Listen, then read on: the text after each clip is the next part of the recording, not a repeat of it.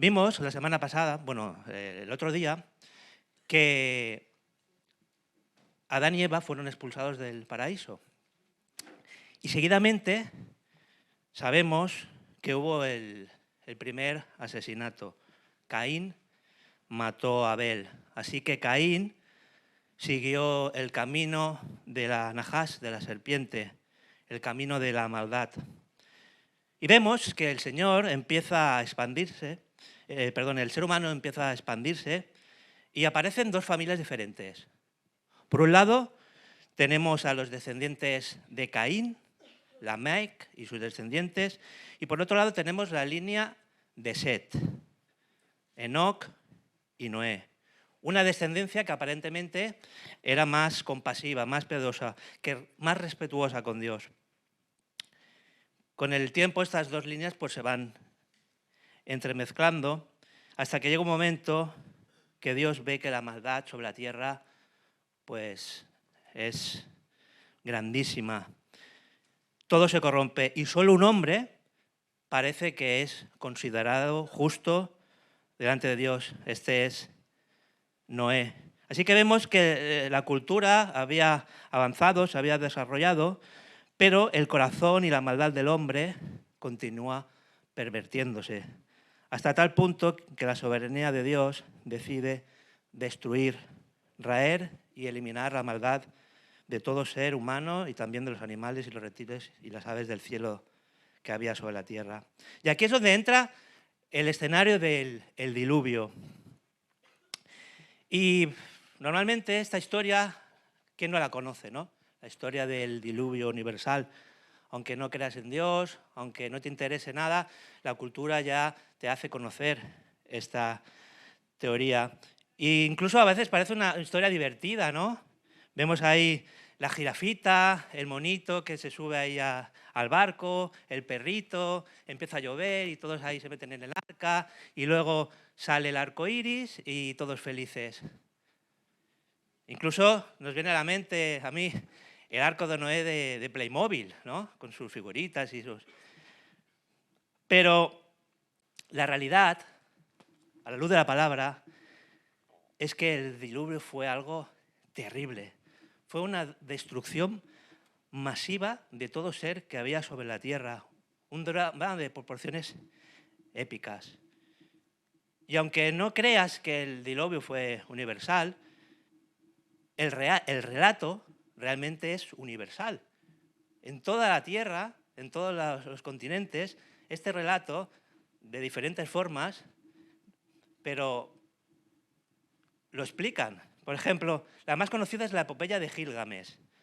Esta es una historia sumeria de hace ya más de 3000 años, en el que habla que un tal Utnapishtim construye un barco para salvarse a sí mismo y a su familia. También mete animales y... Así que esos vestigios del arca de Noé realmente se expanden a todas las culturas. También tenemos en la mitología griega, Deucalión y su esposa Pirra. También se meten en un arca para salvarse. En la mitología hindú, el dios Vishnu se convierte en un pez y también salva a Manu de una inundación. En la China también encontramos la historia de Yu el Grande, también una historia muy parecida. Incluso en Australia también se habla de este diluvio. Así que realmente esta historia fue real, lo sabemos. Aunque el mundo pues piense que es un cuento o un mito. Fijaros, desde Adán hasta Noé pasaron aproximadamente 1600 años. Y claro, el mandato que había dado Dios era que se reproducieran, ¿no? Que poblaran la tierra. Y vemos que hay 10 generaciones desde Adán hasta Noé. Así que en un cálculo estadístico, si cada persona tuviera un mínimo de 4 hijos, si haces las cuentas es brutal lo que te sale aquí. En 1600 años podemos hablar que en aquellos momentos la población podía ser de más de 8.000 millones de personas. Es decir, que sería muy parecida a la población que tenemos ahora, o incluso más, porque ahora sabemos que morimos, ¿no? La edad La media de edad pues son 80, 90 años, pero es que aquí había 900 años. Imaginas la cantidad de personas que habían en aquella época viviendo. Así que, cuando pensamos que solo habían 4 gatos en aquella época, la realidad nos demuestra que no, que había muchos más. Y la maldad seguía creciendo y la depravación del hombre continuaba. Así que Dios al final tomó la decisión de castigar a la humanidad mediante este juicio. La historia del diluvio comprende 4 capítulos, van del 6 al 9. Esta mañana nos vamos a centrar en lo que sería el capítulo 6. Vamos a hacer un estudio expositivo del capítulo 6 en 3 puntos que vamos a ver. Y el cuarto punto sería donde veríamos el capítulo 7, 8 y 9. Y así que, si me acompañáis, vamos a leer la palabra del Señor en el capítulo 6 de Génesis. Y dice así la palabra del Señor. Aconteció que cuando comenzaron los hombres a multiplicarse sobre la faz de la tierra y les nacieron hijas, que viendo los hijos de Dios que las hijas de los hombres eran hermosas, tomaron para sí mujeres, escogiendo entre todas. Y dijo Jehová: no contenderá mi espíritu con el hombre para siempre, porque ciertamente él es carne, mas serán sus días 120 años. Había gigantes en la tierra en aquellos días, y también después que se llegaron a los hijos de Dios a las hijas de los hombres, y les engendraron hijos. Estos fueron los valientes que desde la antigüedad fueron varones de renombre. Y vio Jehová que la maldad de los hombres era mucha en la tierra, y que todo designio de los pensamientos del corazón de ellos era de continuo solamente el mal. Y se arrepintió Jehová de haber hecho hombre en la tierra, y le dolió en su corazón. Y dijo Jehová: raeré de sobre la faz de la tierra a los hombres que he creado, desde el hombre hasta la bestia, y hasta el reptil, y las aves del cielo, pues me arrepiento de haberlos hecho. Pero Noé halló gracia ante los ojos de Jehová. Estas son las generaciones de Noé. Noé, varón justo, era perfecto en sus generaciones, con Dios caminó Noé. Engendró Noé 3 hijos, a Sem, a Cam y a Jafet. Y se corrompió la tierra delante de Dios, y estaba la tierra llena de violencia. Y miró Dios la tierra, y he aquí que estaba corrompida, porque toda carne había corrompido su camino sobre la tierra. Dijo pues Dios a Noé: he decidido el fin de todo ser, porque la tierra está llena de violencia a causa de ellos, y aquí que yo los destruiré con la tierra. Hazte un arca de madera de gofer, harás aposentos en el arca y la calafetarás con brea por dentro y por fuera, y de esta manera la harás de 300 codos de longitud del arca, de 50 codos su anchura y de 30 codos su altura. Una ventana harás al arca y la acabarás a 1 codo de elevación por la parte de arriba, y pondrás la puerta del arca a su lado, y le harás piso abajo, segundo y tercero. Y aquí que yo traigo un diluvio de aguas sobre la tierra para destruir toda carne que haya espíritu de vida debajo del cielo. Todo lo que hay en la tierra morirá. Mas estableceré mi pacto contigo, y entrarás en el arca tú, tus hijos, tu mujer y las mujeres de tus hijos contigo.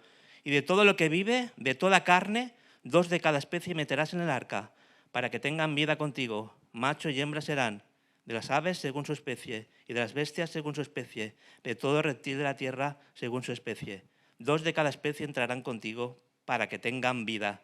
Y toma contigo de todo el alimento que se come, y almacénalo, y servirá de sustento para ti y para ellos. Y lo hizo así Noé, hizo conforme a todo lo que Dios le mandó. Señor, te doy gracias por poder estar exponiendo tu palabra. Señor, que seas tú el que pueda dirigirnos, el que pueda hablar a través de tu palabra, y que las personas que están aquí, los hermanos, también puedan recibirla y que sea de bendición. Pues vamos a entrar en el primer punto: aumento de población y corrupción del ser humano. El juez de Dios en Edén apartó al hombre del camino de la vida. Y finalmente sabemos que Dios había dicho que crecieran, que se multiplicaran, pero apareció un contratiempo inesperado para ellos, para el hombre, la muerte.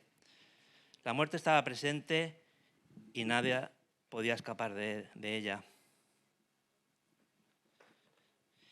Vamos a ver el subpunto A, bendición de multiplicarse, longevidad y muerte. El relato nos informa que los seres humanos vivían una cantidad de años descomunales. Hemos visto que podían llegar la media hasta 912 años. Pero sabemos que la muerte estaba presente, así que al final todos estos hombres acababan muriendo. Porque Romanos 6:13 ya nos lo dice, porque la paga del pecado es muerte. Así que, aunque las personas vivían muchos años, no sabemos el por qué.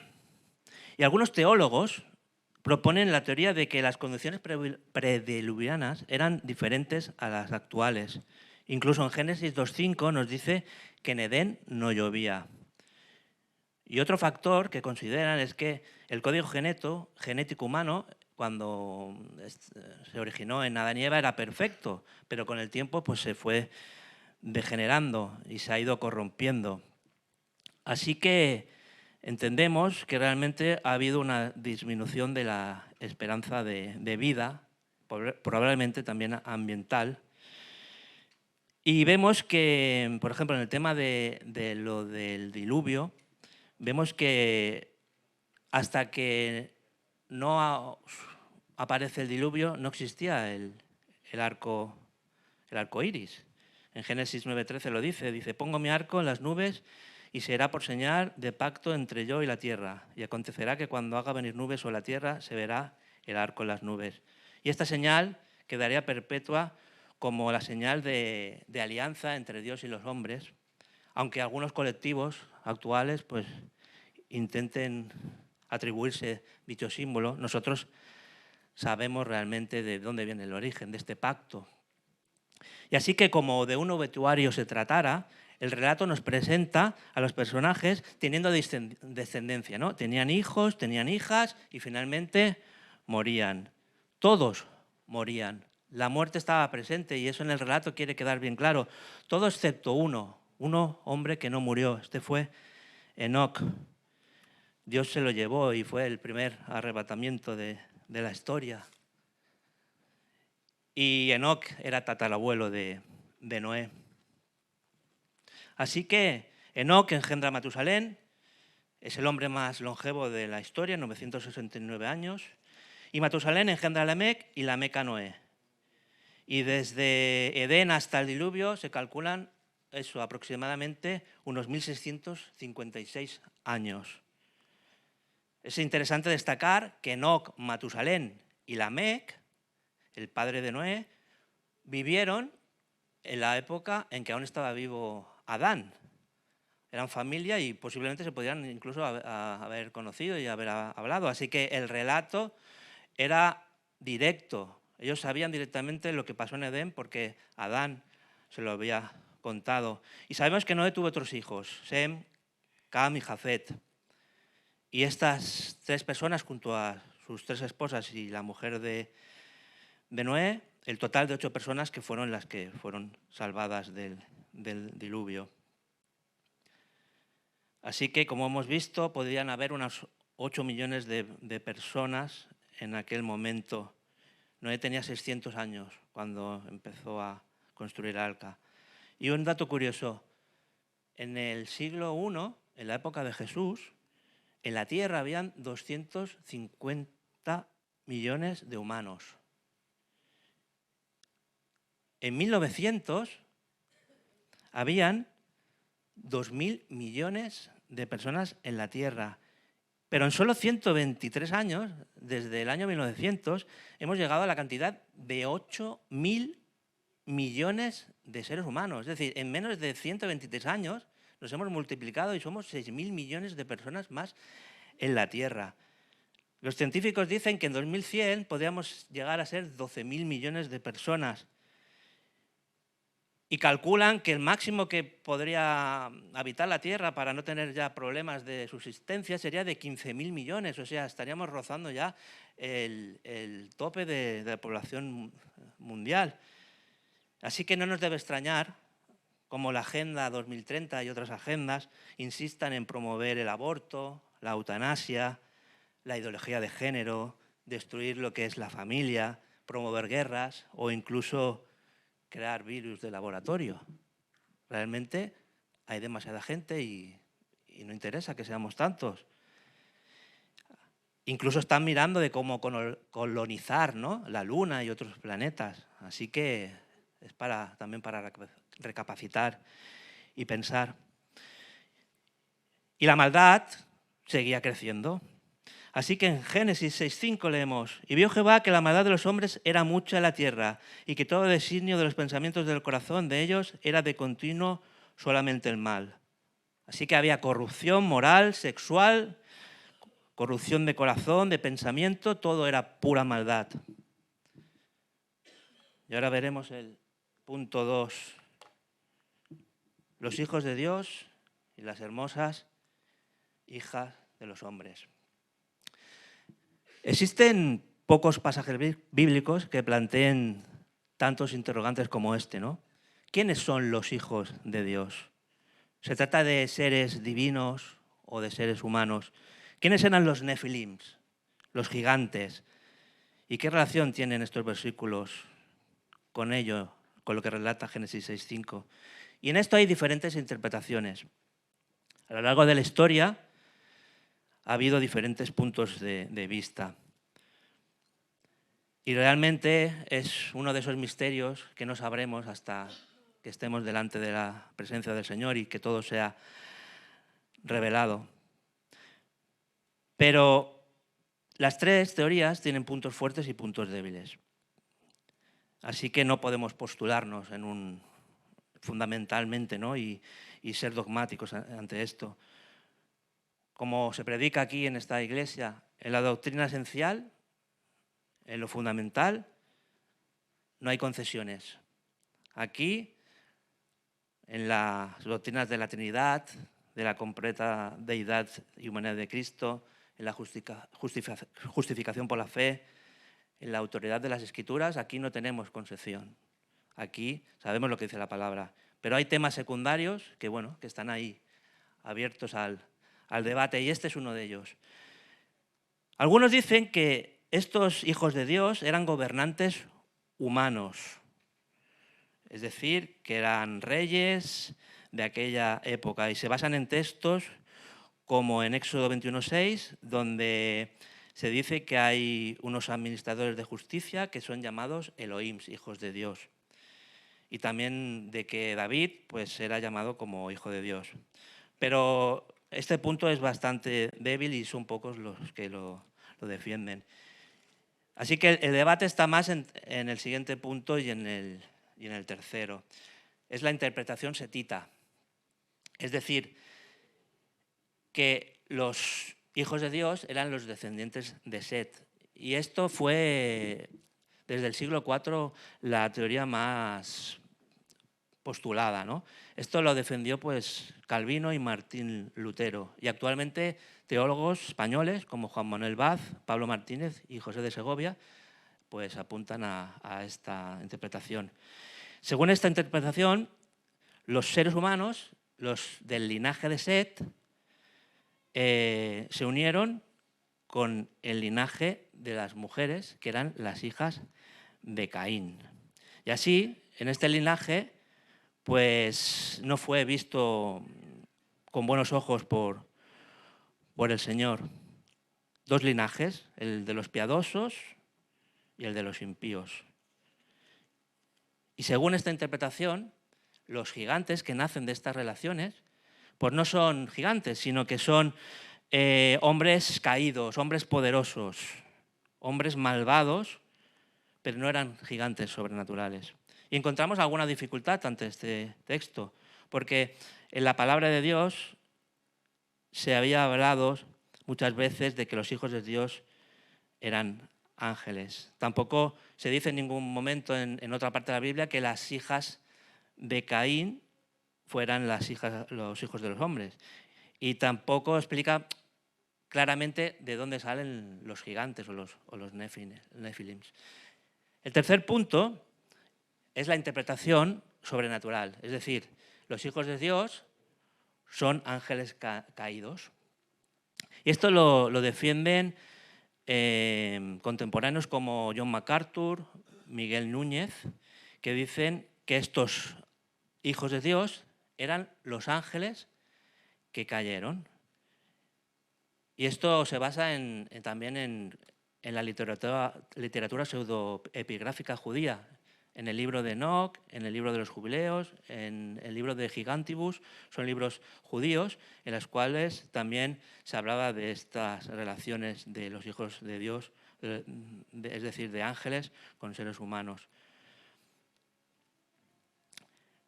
Y se basan también en Job 1.6, que dice: un día vinieron a presentarse delante de Jehová los hijos de Dios, entre los cuales vino también Satanás. También se basan en 2 de Pedro 2:4 y Judas 6, que también menciona la caída de estos ángeles por haber tenido pues algún uso amoral. Pero también hay detectores de esta teoría, porque dicen, por ejemplo, que Jesús hace una contradicción de esta dijéramos, teoría, porque en Mateo 22:30 dice el Señor: en la resurrección de las personas no se casarán ni se darán en casamiento, sino que serán como los ángeles que están en el cielo. Así que aquí vemos eso, que puede haber una posible contradicción, pero siguen diciendo los autores que defienden esto, que está hablando de los ángeles fieles y obedientes. Es decir, los ángeles fieles y obedientes no tendrían jamás relaciones sexuales con mujeres. Pero sin embargo, los ángeles caídos, los ángeles rebeldes, que no obedecen a nada, que quieren destruir al hombre, que quieren destruir los planes de Dios, estos sí podrían haber hecho esta abominación. Porque también dicen que los ángeles tomaron presencia humana. Lo vemos esto en Abraham, en Génesis 18, cuando 3 ángeles se presentan con forma humana a Abraham. Y también en Sodoma y Gomorra vemos 2 ángeles que se presentan con forma humana, e incluso los ciudadanos querían tener relaciones sexuales con ellos. O sea, eran totalmente de apariencia humana. Así que dicen que podía ser o por posesión o por encarnación demoníaca, y que estos ángeles caídos, el objetivo principal era maligno, era destruir los planes de Dios y acelerar la depravación total del hombre. Pero realmente lo que a nosotros nos interesa es la aplicación que esto nos da. Fueran ángeles caídos, fueran descendientes de Set, gobernantes, la realidad es que lo que había ocurrido allí era algo mucho más perverso. Dios había consagrado el matrimonio como la unión de un hombre y una mujer. Así que lo que encontramos en este pasaje es una generación que se había rebelado en contra de la institución más sagrada de aquel tiempo, el matrimonio. Y como muestra de rebeldía, querían determinar sus propias reglas. Y se saltaron las barreras contra Dios. Así que cometieron perversiones inimaginables. Era un grupo humano lujurioso, lleno de poder, que anhelaba adquirir fama y fertilidad, y todos sus pensamientos de corazón eran malvados y depravados. Todo era corrupción y depravación. Esto nos suena familiar. Han pasado más de 2000 años desde que vino Jesús y más de 5000 años desde esta historia, y la historia se repite. Solo tenemos que poner, ¿no?, en el telediario. Esta semana ha sido asombroso. O sea, toda la semana he visto el telediario y cada día ha habido un asesinato de violencia de género. Cada día. Brutal. No sé hasta qué punto estamos llegando.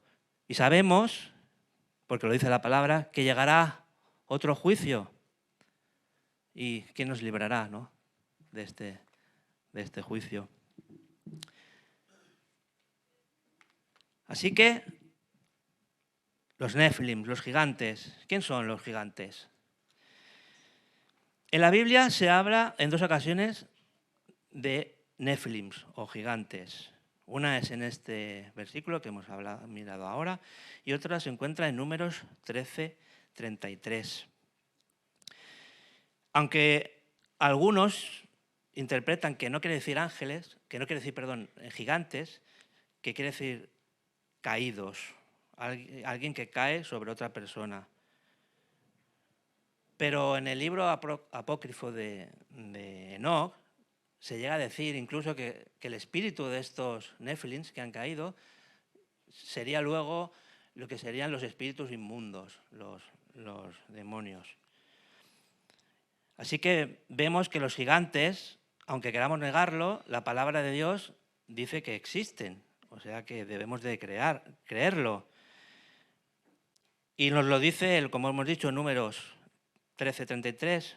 Allí nos explica que cuando entran los 12 espías que fueron a reconocer la tierra, allí encontraron a gigantes y ellos se veían como langostas ante aquellas personas tan enormes. Los espías vieron gigantes, hijos de Anac. La palabra dice que su padre se llamaba Anac, su abuelo Arbá, eso lo dice en Josué 15:13. Y también la Biblia menciona otros gigantes como Goliat. Todos sabemos la historia de Goliat. Dice que Goliat medía casi 3 metros de altura. Y eso lo dice en 1 Samuel 17:4-7. Dice, un famoso guerrero, oriundo de Gat, salió del campamento filisteo. Su nombre era Goliat y tenía una estatura de casi 3 metros.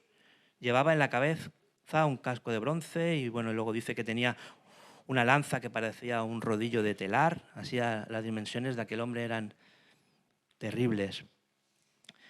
Y aunque parezca ciencia ficción, ningún teólogo, ningún cristiano puede negar que estos gigantes existieron porque es muy clara la palabra. Así que los Nephilims no eran esos chicos altos que te ayudan a poner el proyector cuando tú no llegas, o que te ayudan a poner el árbol de Navidad que está muy alto, te ayudan, no son aquellos niños que jugaban contigo al baloncesto y siempre encestaban porque eran altos.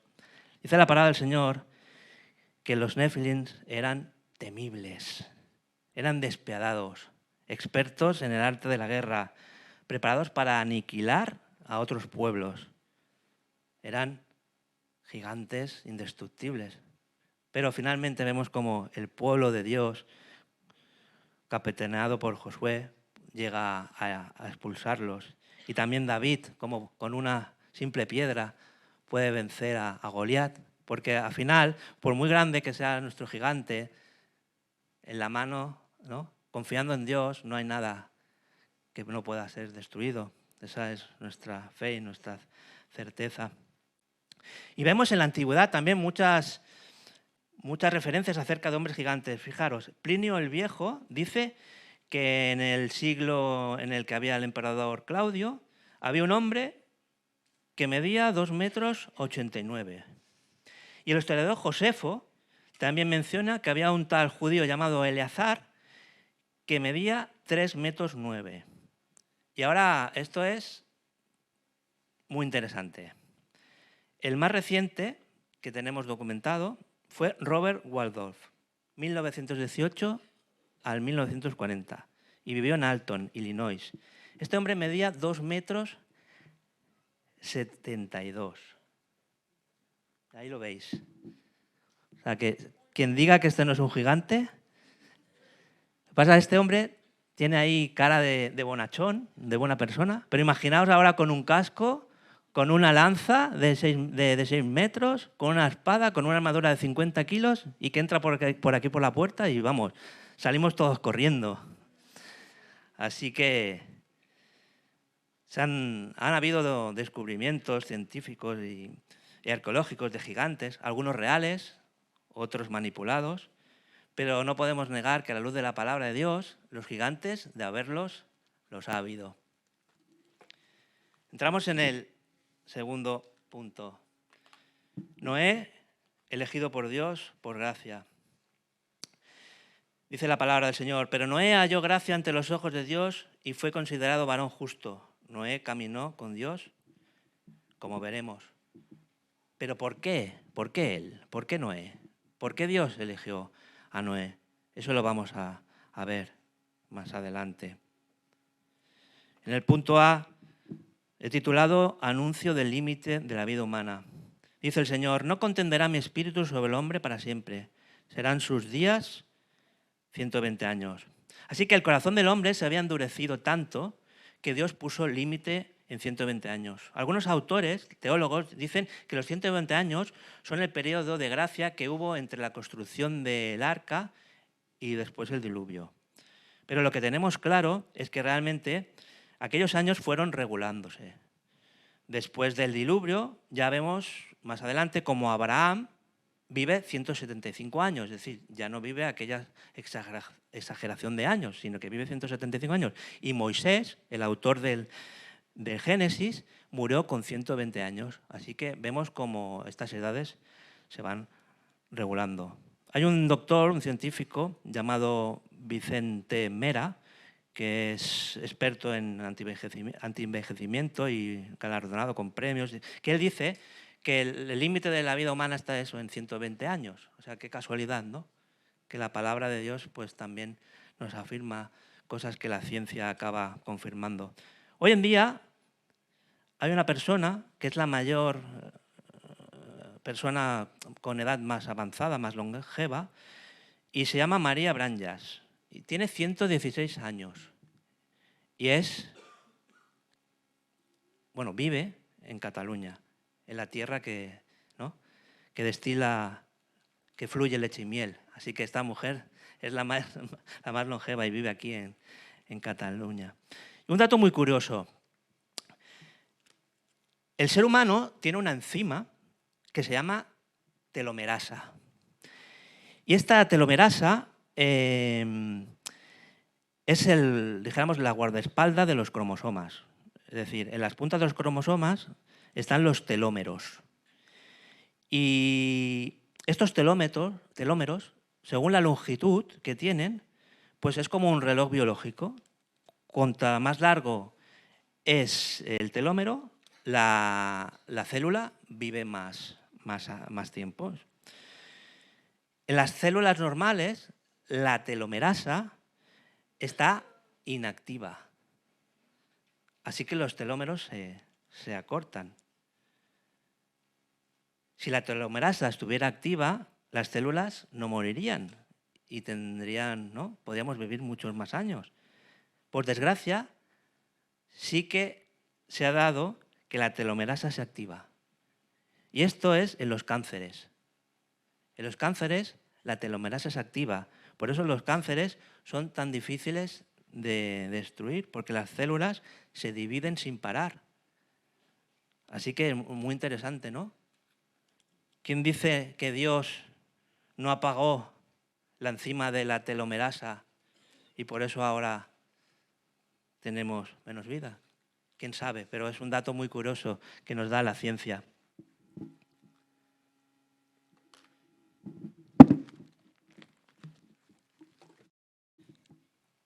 El punto B, reacción divina ante la maldad humana.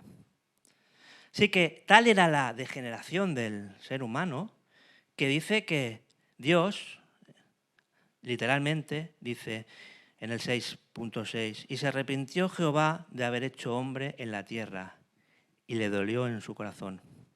Pero esta referencia es un antropoformismo, o sea, una atribución de un carácter humano a Dios.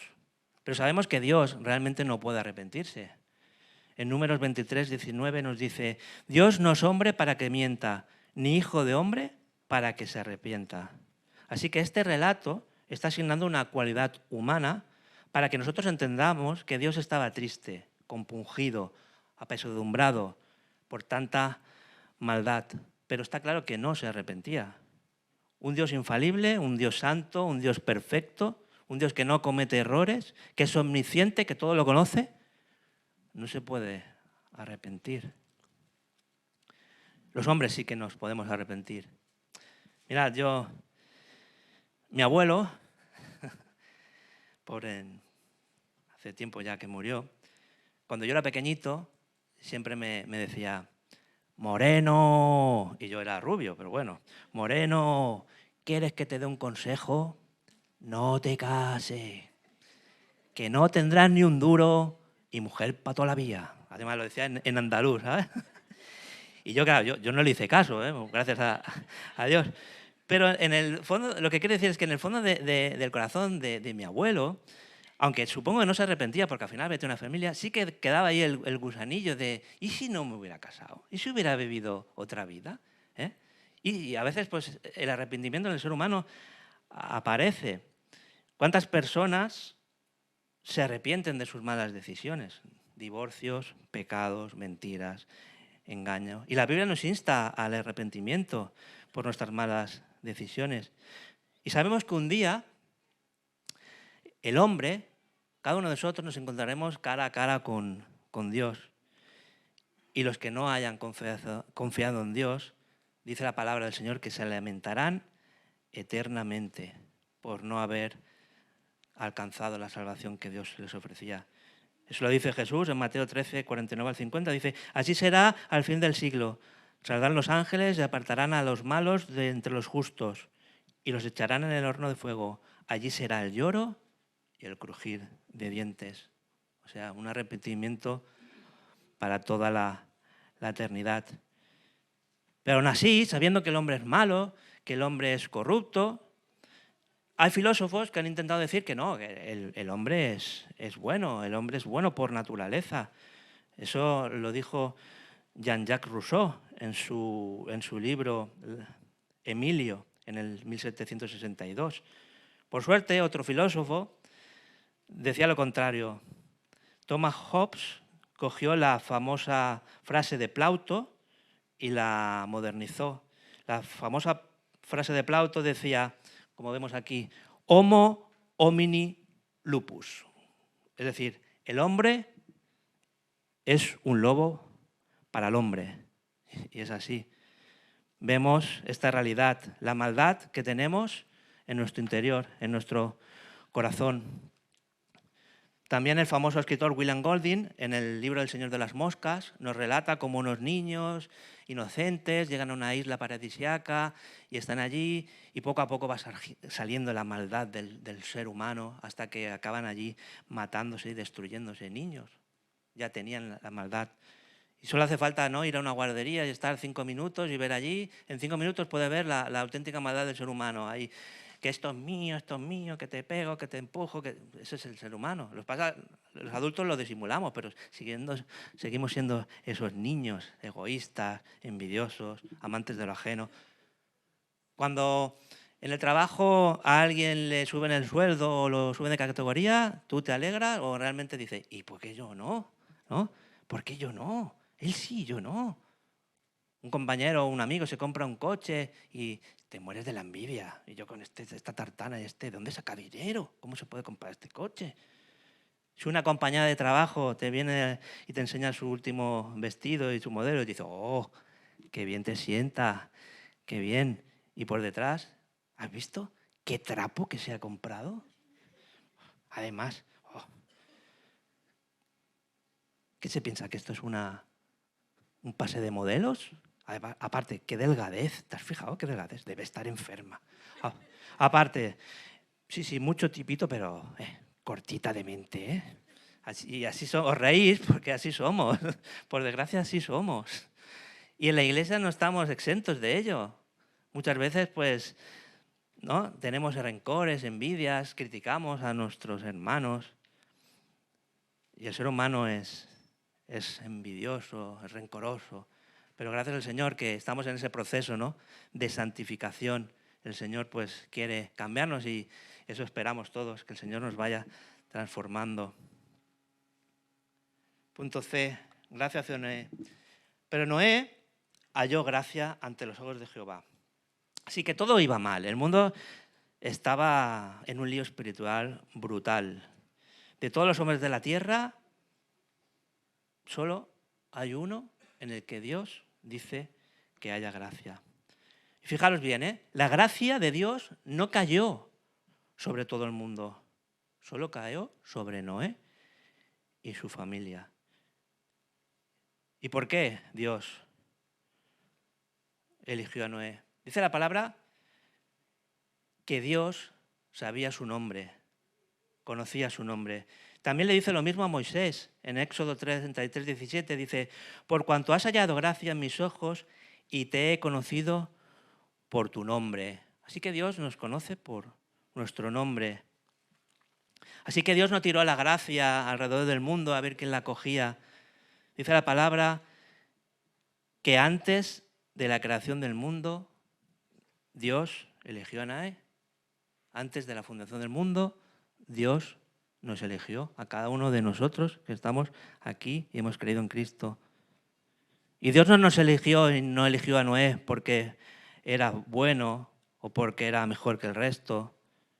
Igual era un poquito mejor que el resto, pero no era ese el motivo por qué Dios eligió a Noé. Porque realmente Noé al final era un hombre más. Su padre fue Lamec, tuvo muchos otros hijos e hijas, pero todos ellos murieron. Todos los hermanos de Noé murieron, se ahogaron. Pero dice la palabra del Señor, Noé halló gracia. Así que fue salvo por gracia. Si tú miras tu vida, y a veces hay que reflexionar, y dices, ¿y por qué estoy yo aquí? Y no el resto de mis compañeros o de mis familias. ¿Por qué yo he creído en Cristo y no el resto? No sé tú, pero yo no puedo explicarlo. No sé por qué Dios me eligió. No sé cómo he podido ser salvo. Solo sé eso, que un día, por la gracia de Dios, me sentí pecador. Entonces miré a Jesús y Él me salvó. No tuve nada que ver con esto. Fui salvo por gracia, como cada uno de los que estamos en esta mañana. No por obras, para que nadie se gloríe, sino por gracias, como dice Efesios. Así que Dios, igual que a Noé, te conoce por tu nombre. Has sido escogido por su gracia.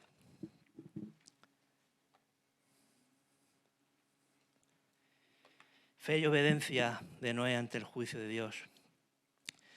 Así que Dios pronunció el veredicto y las instrucciones, y Noé escuchó y obedeció. Dice Hebreos 11:7, por la fe Noé, habiendo sido advertido por Dios acerca de cosas que aún no se veían, con temor preparó el arca para que su casa se salvase. Por esa fe condenó al mundo y fue hecho heredero de justicia, que es según la fe. Así que Dios dio las instrucciones para que Noé construyera el arca. Un arca brutal para aquella época. Y anunció que el instrumento de juicio sería el diluvio. Así que le instruyó a meter en el arca a 2 animales de cada especie, macho y hembra, aves, bestias, reptiles, y llevar alimento. Porque iba a haber un gran diluvio, una gran destrucción. Pero el juicio de Dios también estaba impregnado de la gracia redentora, porque Dios tenía la intención de salvar a Noé y a su familia. Así que vemos un enorme barco de madera de unos 135 metros y 23 metros de ancho y 13,5 de alto. Eso es un quinto piso. Una construcción titánica en aquella época. Mirad, he encontrado este barco, es el MS Roald Amundsen.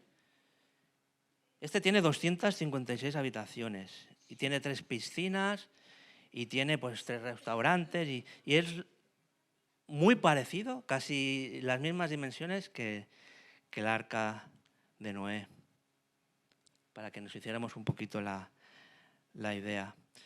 Y el Señor dice otra vez, «He aquí que yo traigo un diluvio de agua sobre la tierra para destruir toda carne. En que haya espíritu de vida debajo del cielo, todo lo que hay en la tierra morirá». Así que el diluvio no es un accidente.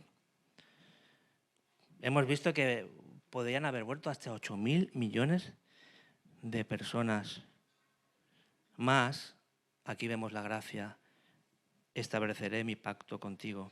Así que vemos a Noé en un mundo hostil, construyendo un barco de madera de gofer. Esa madera debía ser impermeabilizada con lo que era brea. Y esto es muy interesante. En hebreo, la palabra hebrea es kafar.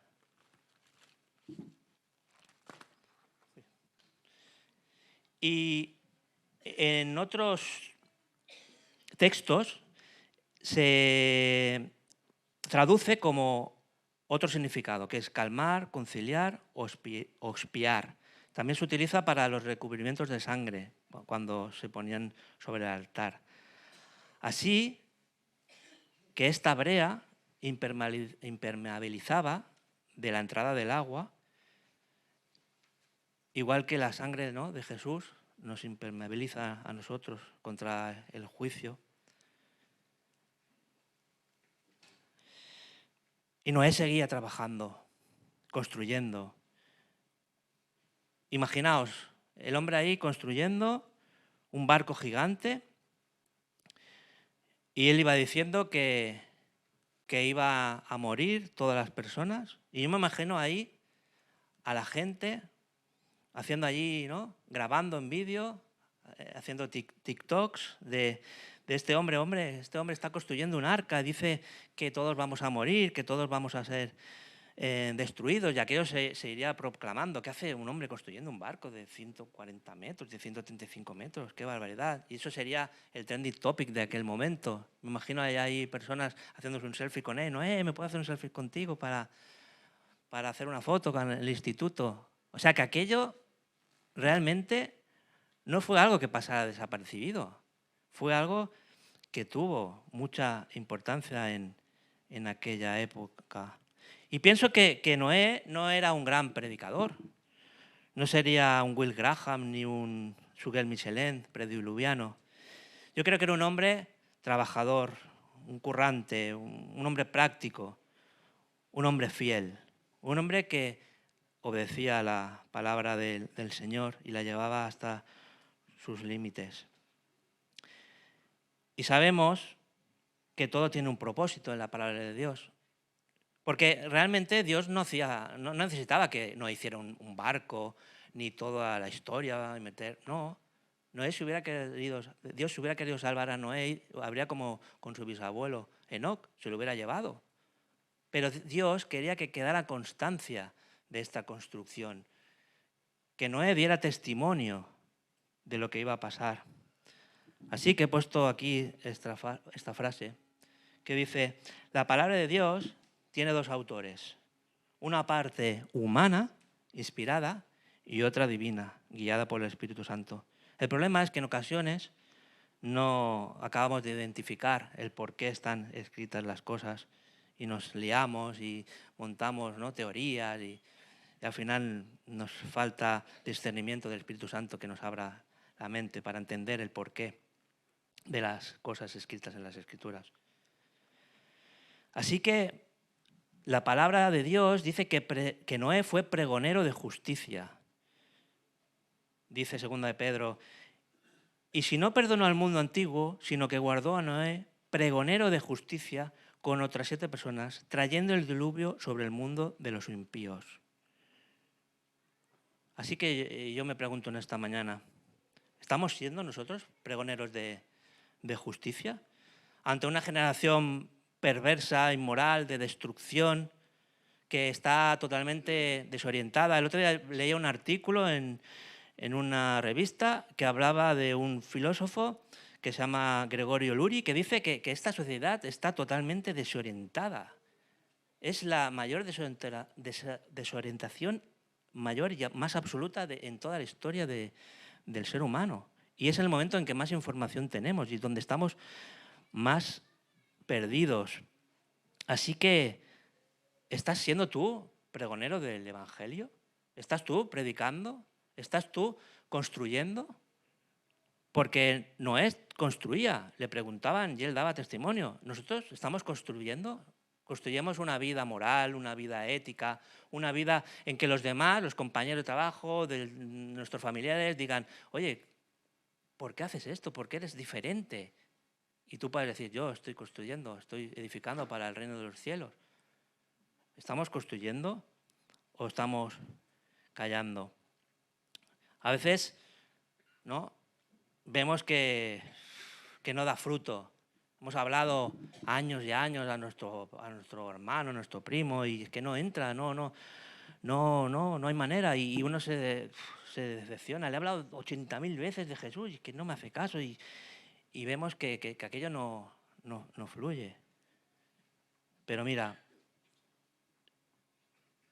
Noé tampoco fuera que tuviera mucho éxito. Al final se salvaron 7 personas.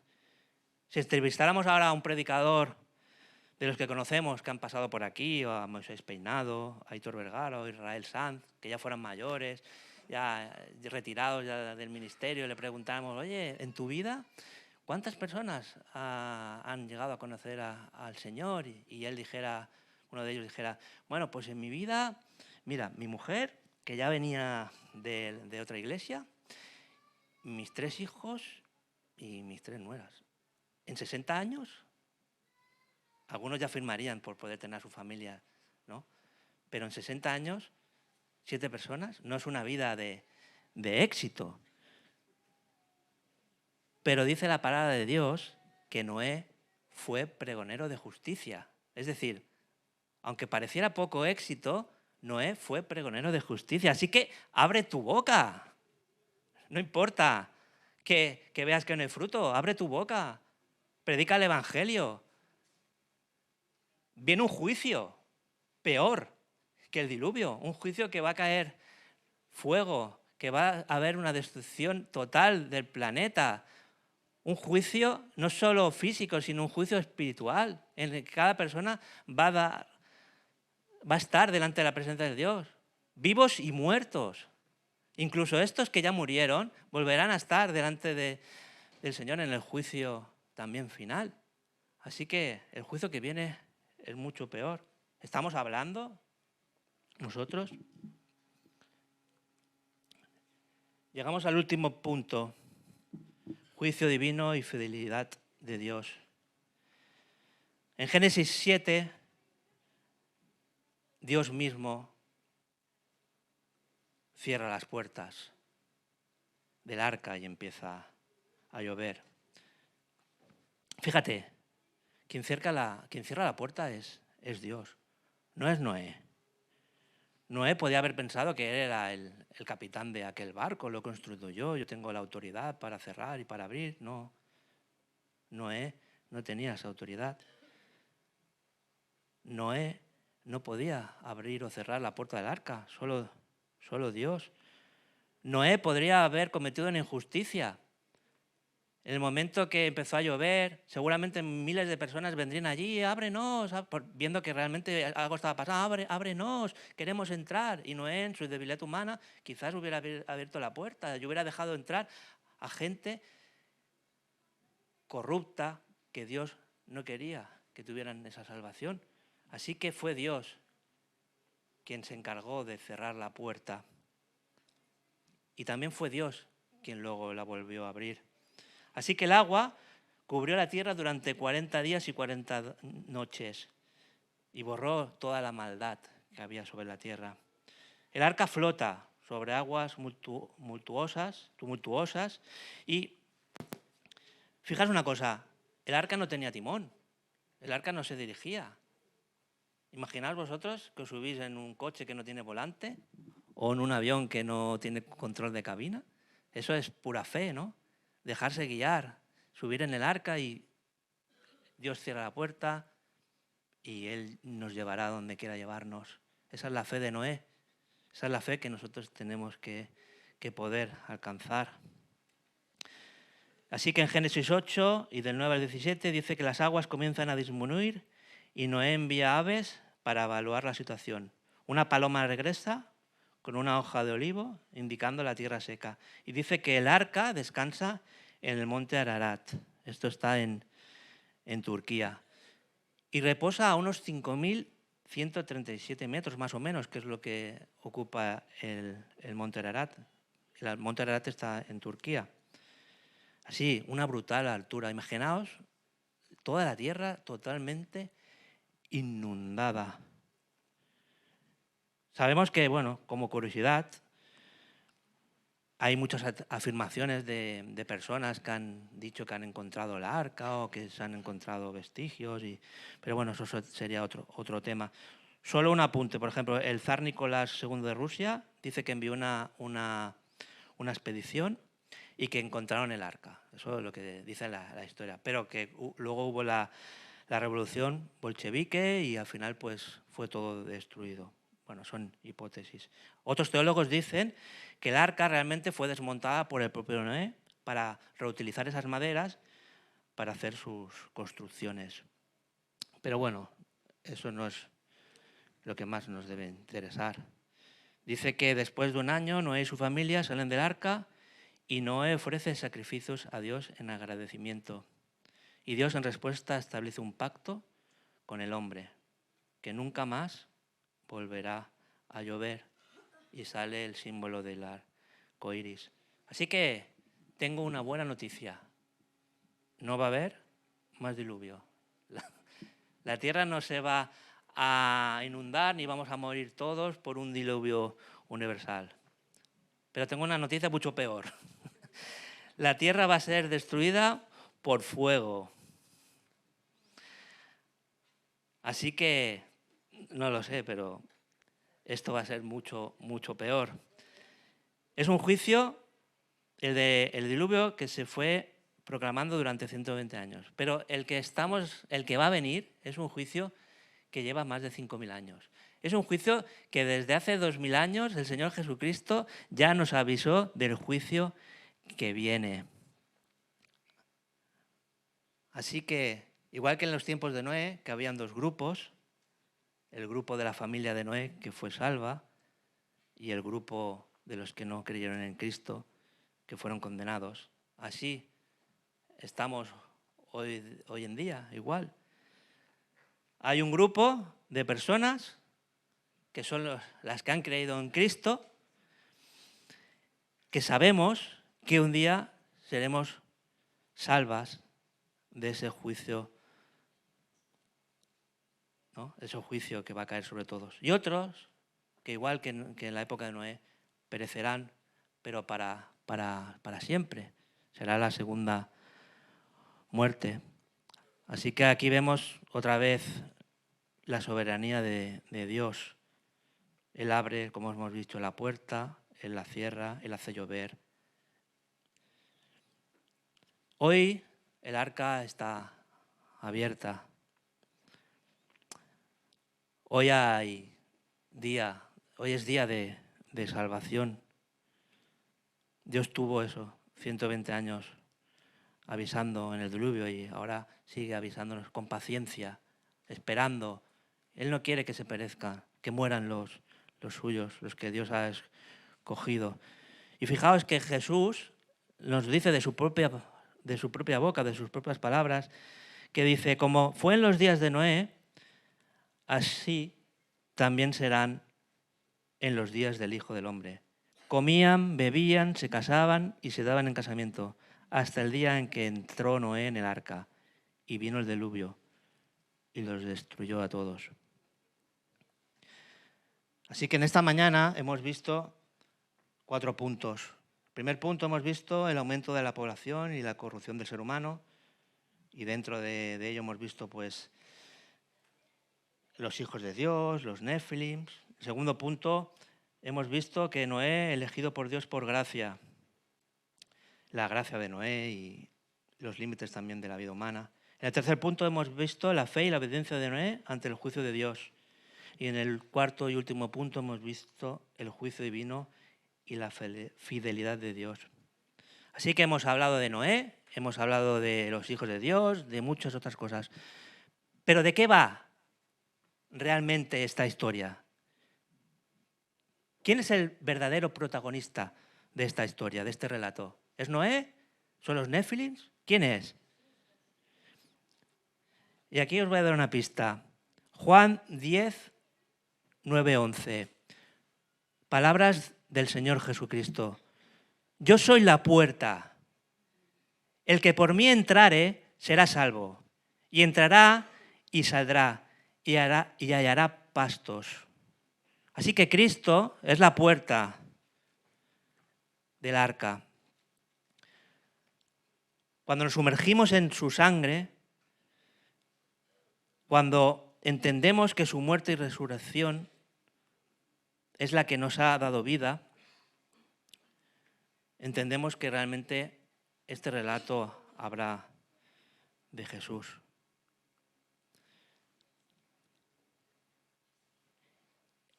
Nos habla del diluvio esta historia, igual que también nos habla que el bautismo en agua nos limpia y nos purifica, y tu maldad queda sumergida por la obra de Cristo.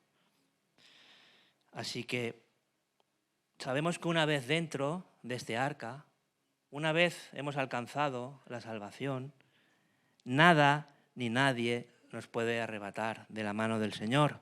Y eso lo dice en Juan 10, 28. Dice, y yo les doy vida eterna y no perecerán jamás, ni nadie les arrebatará de mi mano. Así que si el Espíritu del Señor en esta mañana a ti te ha tocado, si el Espíritu de Dios ha tenido misericordia de ti y te ha salvado, tú puedes entender que esta historia habla de Dios. El Dios Trino, el Dios omnipotente, el Dios Padre, Hijo y Espíritu Santo. Y sabes que Él te ha salvado. Mira, por desgracia, la historia se repite y va a ser mucho peor. Hay gente que se puede reír de estas historias, que se puede reír de la Biblia, que puede pensar que estos son cuentos, pero realmente nosotros sabemos que esto no es broma y tenemos ese anhelo. Hemos conocido por la gracia de Dios, sabemos que somos salvos, que somos hijos de Dios, y el mundo ahí fuera está viviendo como en los tiempos de Noé sin darse cuenta de nada, pensando que todo es broma, ¿cómo va a haber un diluvio? ¿Cómo va a haber un juicio final? ¿Cómo va a haber una muerte? ¿Cómo va a ser el planeta aniquilado? ¿Cómo voy a estar una eternidad en el cielo? ¿O cómo voy a estar una eternidad sufriendo en el infierno? Eso no es verdad. El hombre niega la existencia de Dios. Así que solo hay dos caminos. O eres hijo de Dios, o has aceptado a Jesús, o has entendido que Él te ha salvado, o eres de los que van a perecer. La palabra es muy clara en eso, o sea, que poca broma. Así que nosotros, como creyentes, los que hemos conocido a Jesús, tenemos la obligación de predicar el Evangelio, de explicar, de decir lo que va a pasar, de con nuestras obras demostrar realmente que hay algo diferente en nosotros. Si nos amoldamos a la sociedad, a este mundo, al final, ¿qué diferencia hay entre nosotros y otro no creyente? Una persona que no cree. ¿Qué diferencia hay si nosotros no estamos siendo llenos del Espíritu, hablando de Dios, intentando pues hacer su voluntad? Así que en esta mañana yo solo quiero eso, que haya una reflexión también y saber que hay mucha gente ahí fuera que un día querrá picar a la puerta, pero ya no habrá tiempo de salvación. Así que hoy es día de salvación, prediquemos el Evangelio, levantémonos, vayamos al trabajo el lunes con fuerza y venga, prediquemos a Dios. No tengas miedo, no tengas temor. Tú no sabes si esa persona que le has hablado 80.000 veces y se ríe de ti, pues el Señor tiene misericordia y toca su corazón. Pero ¿quién va a hacer que le hable? El Señor dice que si tú no hablas, ¿quién va a predicarles? No hay nada por casualidad. En este mundo no hay nada por casualidad. El Señor ya ha preparado las buenas obras de antemano. El Señor quiere que tú seas su portavoz, ¿no? Un hombre de ministerio ahí donde estés. El Señor te ha puesto con una familia, con un trabajo, por algún motivo. Así que aprovecha la oportunidad. Habla del Señor. Te arrepentirás después, cuando estés en la presencia del Señor y veas las oportunidades que has perdido de hablar a gente. Es momento de salvación. Predica el Evangelio, pero con alegría. No estés triste. Hay un arcoíris esperando para los hijos de Dios. Tenemos todo. Vivimos aquí arrastrados como si el mundo nos pesara. Que somos hijos de Dios. Que nuestro Señor es el Rey de Reyes, el soberano absoluto, el creador del cielo, que con una palabra puede destruir el mundo y con una palabra puede crearlo. Y nosotros somos sus hijos, sus herederos. Y vamos por la vida ahí, oh, hola, ¿qué tal? Bueno, bien haciendo. ¿Cómo que bien haciendo?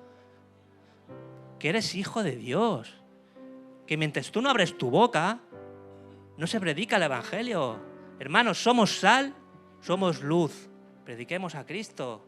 Venga, prediquemos a Cristo. Ir con ganas el lunes ahí, coger fuerza, hermanos. Que el Señor os bendiga.